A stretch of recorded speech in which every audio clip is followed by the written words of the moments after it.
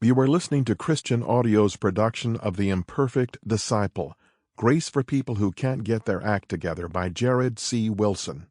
This book was read by Stephen Roy Grimsley.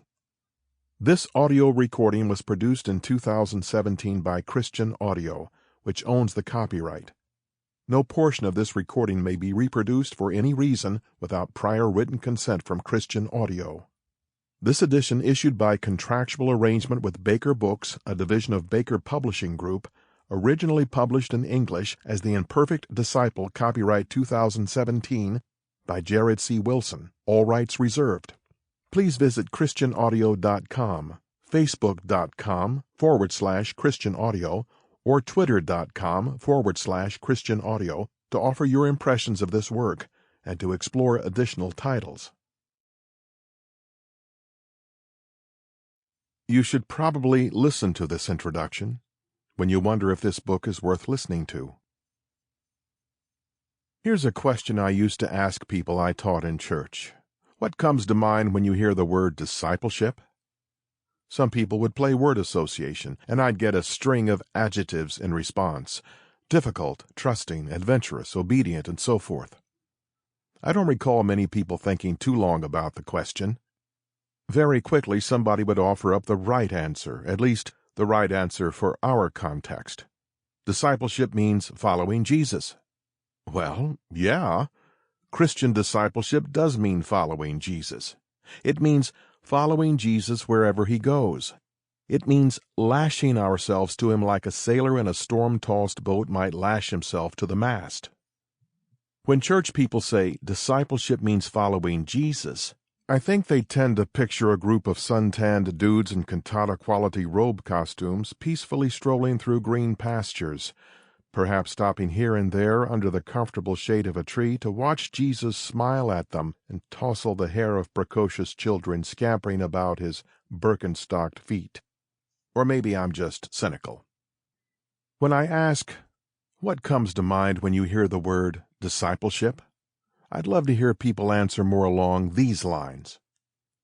Believing God has a plan for me even when I'm afraid he doesn't. Believing God loves me even when I feel like nobody else does. Trusting that God is doing something for my good even though my life has always been terrible up till now. Following Jesus even though my feelings speak more loudly.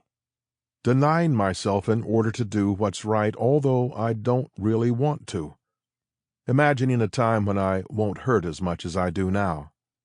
Imagining a time when my spouse or child won't hurt as much as they do now. You get the idea, I hope. None of those responses really suffices as a definition of discipleship like you'd find in a theological dictionary, but they all put more skin on the word, I think. Sometimes I read books and articles on discipleship and wonder who in the world they're written for. And then I remember, oh yeah, for people who give the Sunday school answers in Sunday school, but save the real life or death, grasping for meaning, gasping for breath, grappling with God, for those rare moments when they're all alone, undistracted, and unable to fend off the crushing sense of their own inadequacies and apprehensions about the world and their place in it.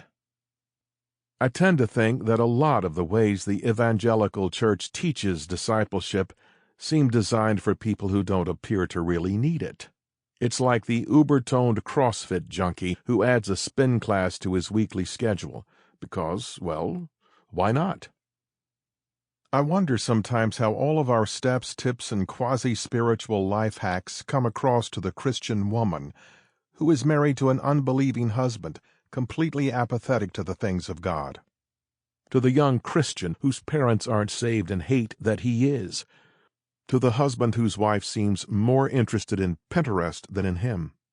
To the working-class guys and gals who see through the slick pick-me-ups of the privileged.